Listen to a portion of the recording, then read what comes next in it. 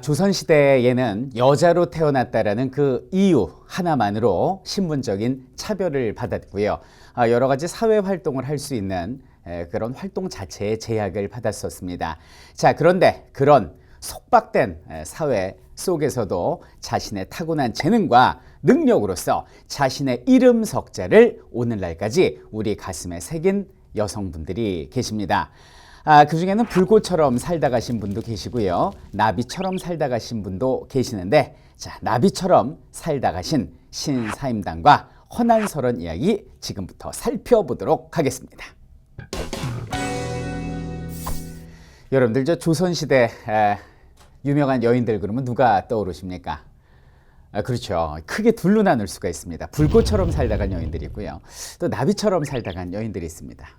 일단 뭐 불꽃처럼 살다 간 여인 그러면은 그 드라마에서 가장 많이 그 주인공으로 출연했던 누굴까요? 바로 장희빈이 1등입니다. 이 장희빈 같은 경우는 역대 그 연기한 연기자만 해도 엄청난데요. 최초의 1대 장희빈이 누군 것 같으십니까? 자, 김지미 씨가 1대고요. 그 다음에 남정임 씨, 윤여정 씨, 그리고 이미숙 씨, 전인화 씨, 뭐 김혜수 씨, 정성경 씨 할 거 없이 오늘날 그 최근 김태희 씨까지 많은 분들이 장희빈을 열연할 정도로 굉장히 뜨거운 사연을 지닌 분이 이제 장희빈이셨고, 또 이제 철의 여인으로 비슷한 분이 이제 명성황후가 계시겠죠. 명성황후 같은 경우는 뭐 인간적으로 보면 되게 좀 짠하고요. 정치사적인 측면에서 보면 조금 비판받고 계신 분이 명성황후가 되시는데, 명성황후 같은 경우는 이제 어렸을 때 그 궁궐로 시집을 오죠. 당시 대원군의 아들이었던 고종보다 3살 위 연상 누나였습니다. 근데 당시 그 고종이 여자로서 그 사랑을 했다기보다는 누나처럼, 엄마처럼, 그러니까 정치적인 조력자로서 이제 계속 함께하게 되죠. 그래서 남편의 사랑을 많이 받지는 못했고요. 시아버지하고 굉장히 좀 관계가 안 좋았습니다.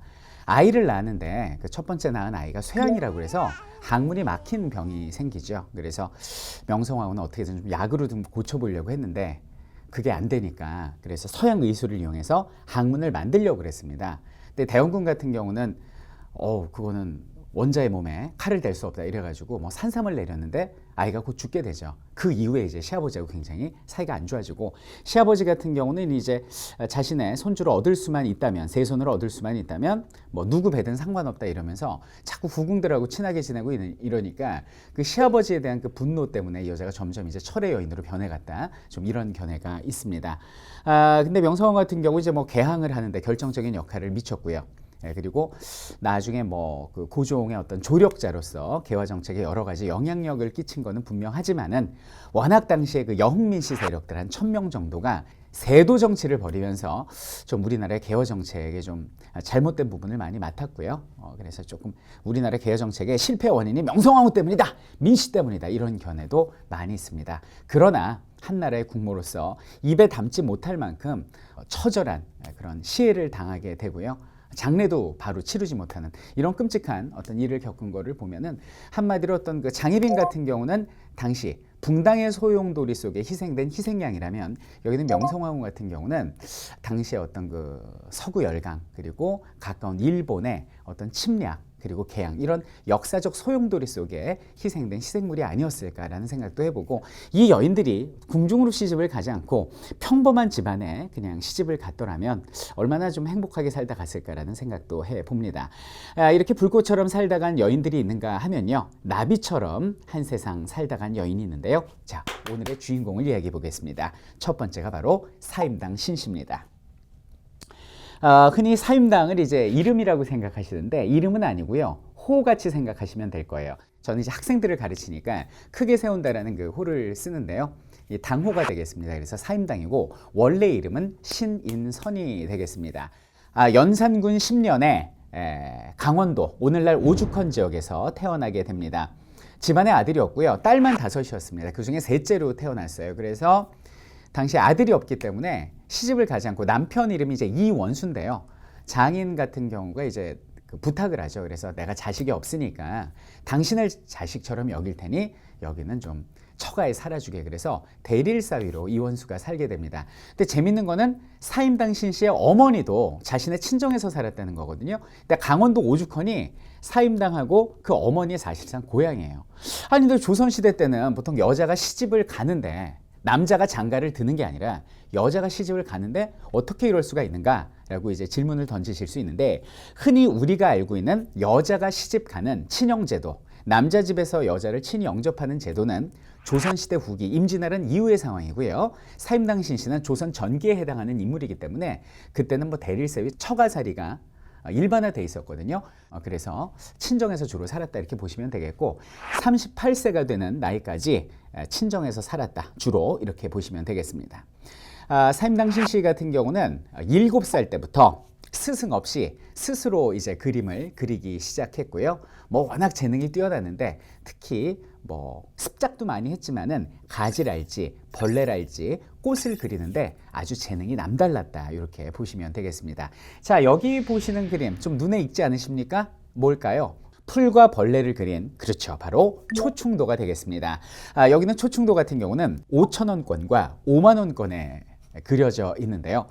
야, 보면은 아들이 5,000원의 표지 모델이고 어머니가 5만원권의 표지 모델인 거 보면 정말 대단한 집안이 아닌가라는 생각을 해봅니다.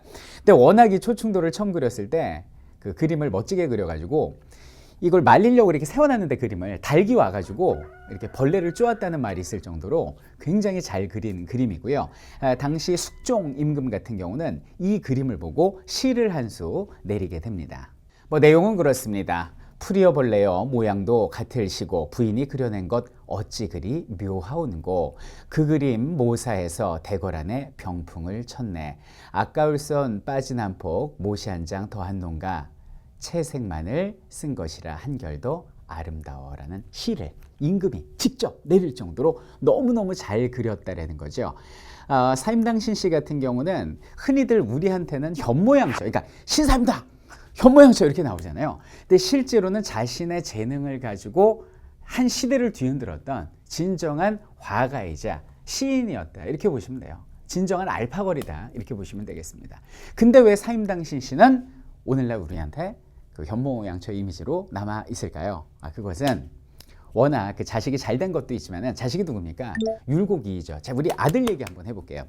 이 사임당 신씨 같은 경우는 남편하고 결혼을 했어요. 근데 남편 이름이 이원수입니다. 근데 이게 참 사람이 이름 따라간다고 그렇게 사고를 많이 칩니다. 이 에피소드가 있는데 뭐냐면, 옛날에는 이제 과거 준비를 하지 않습니까? 그럼 집에서 안 해요. 머릿속이 어지러우니까 보통 나가서 뭐 오늘날 고시원 같은 데 있는 것처럼 산에 들어가서 공부를 하거나 절에 들어가서 공부하고 이러는데, 집을 나갔어요. 내가 과거에 급제하기 전까지는 다시 집을 찾지 않겠소 이래놓고 나가는데, 이 왼수가 그냥 얼마 되지도 않아서 집으로 쫓아와서 여보 보고 싶었어요.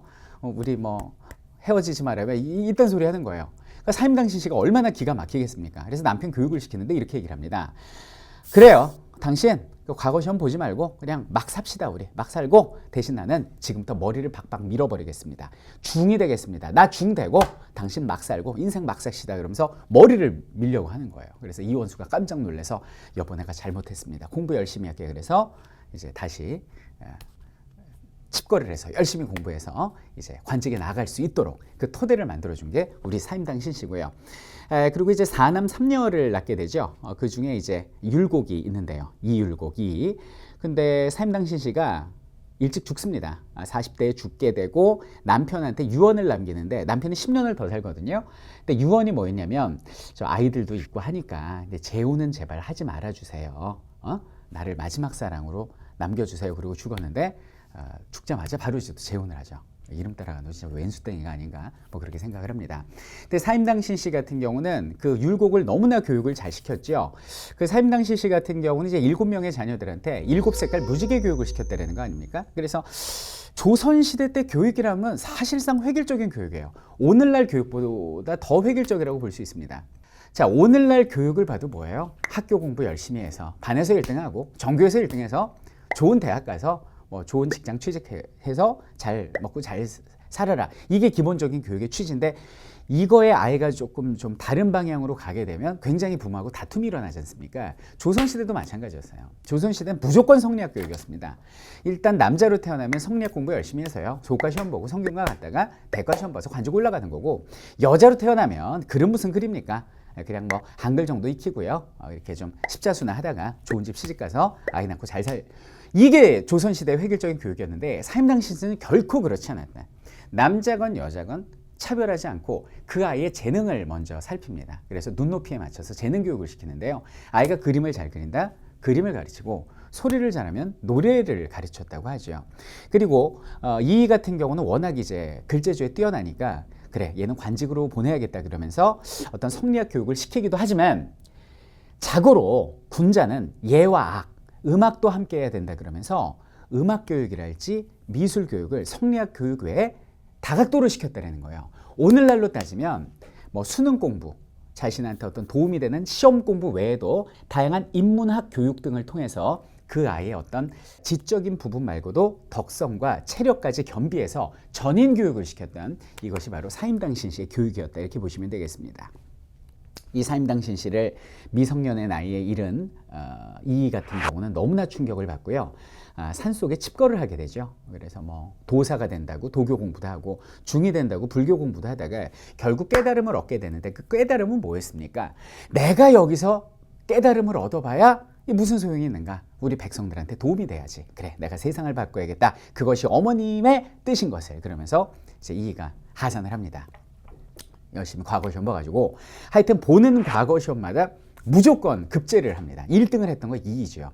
그래갖고 이제 임금님 곁으로 가서 사회경장 사상을 주장을 하죠. 정치, 군사를 바꿔야 된다. 그래서 그 유명한 10만 양병설도 거기서 이제 나오게 된 것이고요.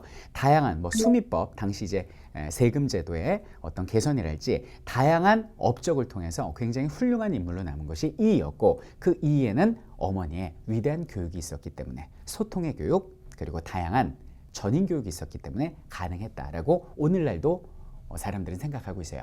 자, 조선시대 후기 쪽에 숙종 때입니다. 장희빈 남편이 되는데요. 그때 송시열이라는 문인이 있었습니다. 조선 후기 대석학이었고요. 당시에 이제 당파로 보면 서인이었고, 서인 중에서도 노론의 영수, 사실상 창시자다, 이렇게 보시면 됩니다. 이 위대한 송시열이라는 영감님께서 이희를 모셨거든요. 그럼 이희를 모시다 보니까 이희의 어머니도 당연히 관심이 많고 좀 칭송을 할 거 아닙니까? 그래서 이 송시열이 여기는 신사임당의 그림과 시를 보고 그때부터 격찬을 합니다. 이건 최고의 그림이고 최고의 시고, 이런 어머니가 있었기에 우리가 모시는 이희 선생님 같은 분이 태어나셨어, 이렇게 송시열이 격찬을 하다 보니까, 당시에 뭐 서인들은 뭐 송시열 말이라면 뭐 콩으로 매주 쓴다고 그래도 다 믿었으니까, 안 그래도 훌륭하신 이희 선생님을 극찬하니까 함께 거기서 이제 사임당신시가 떠버린 거죠.